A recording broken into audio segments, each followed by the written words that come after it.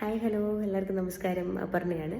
നമ്മൾ ഇന്ന് പഠിക്കാൻ പോകുന്നത് EOQ അഥവാ ഇക്കണോമിക് ഓർഡർ ക്വാണ്ടിറ്റീനെ പറ്റിയാണ് കേട്ടോ. ഇത് ആക്ച്വലി നമുക്ക് പ്രോബ്ലം വൈസ് ചോദിക്കുന്ന കോസ്റ്റിങ്ങിൽ പ്രോബ്ലമായിട്ട് ചോദിക്കുന്ന ടോപ്പിക്കുകളിലൊന്നാണ്. നമുക്ക് എന്താണ് EOQ എന്ന് മാത്രമായിട്ടൊന്ന് പഠിക്കാം. ആക്ച്വലി നമ്മൾ ഒരു മെറ്റീരിയൽ ഓർഡർ ചെയ്യുന്ന സമയത്ത് ആ ഓർഡർ ചെയ്യുന്ന ക്വാണ്ടിറ്റീനെയാണ് നമ്മൾ ROQ എന്ന് പറയുക അല്ലേ, റീ ഓർഡർ ക്വാണ്ടിറ്റി.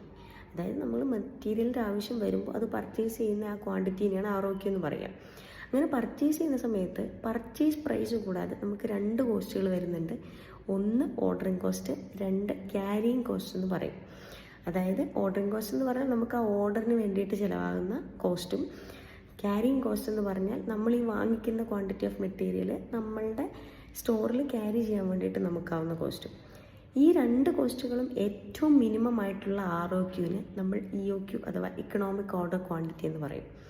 അതായത് എനിക്ക് ഏറ്റവും ഇക്കണോമിക്കലി അടിപൊളിയായിട്ടുള്ള ആ ഓർഡർ ക്വാണ്ടിറ്റീനെ നമ്മൾ ആ ROQനെയാണ് നമ്മൾ എന്തെന്ന് പറയുക, EOQ എന്ന് ഓമന പേരിട്ട് വിളിക്കുന്നത്. So that is economic order quantity. Thank you.